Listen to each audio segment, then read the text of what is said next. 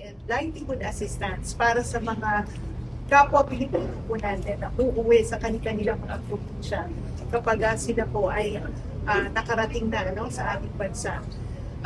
Ang ating pong primary consideration dito, of course, ay yung mapangalagaan at interes, maprotektahan natin ang ating mga kababayan, and lalong-lalo na mabigyan sila ng karampatang tulong. Pag ganito ba, Asik, may mga pondo ba na naka-ready ang DSWD?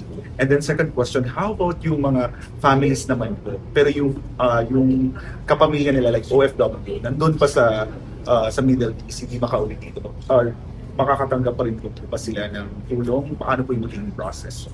Well, kagaya ng mga ginagawa natin na pagpamamahagi ng tulong, tayo nagpo-provide ng tulong pinansyal. Especially na marami nga sa mga kababayan natin ay kailangan mo ng pansamantala manirahan muna sa Maynila bago sila ay makauwi sa kanilang mga probinsya.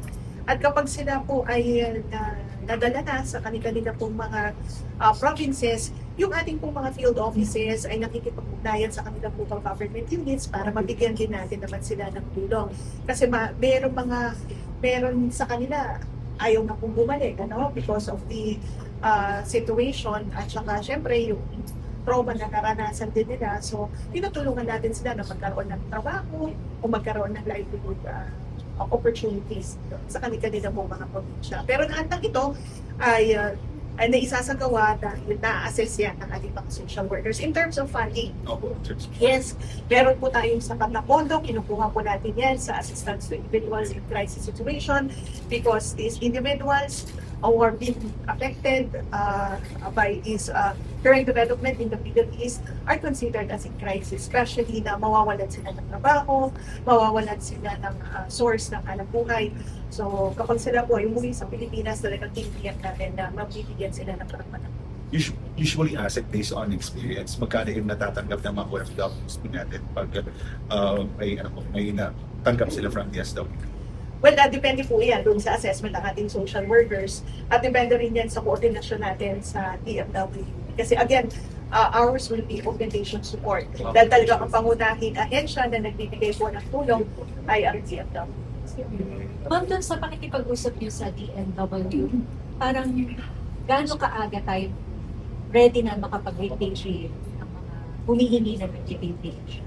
Well, on that note, I think we'll have to refer to the DFW.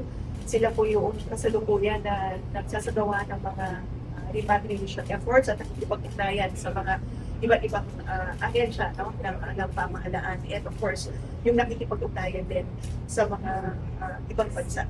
So, on that aspect, I think DFW can best address the concern since they are the proper competent authority to address that.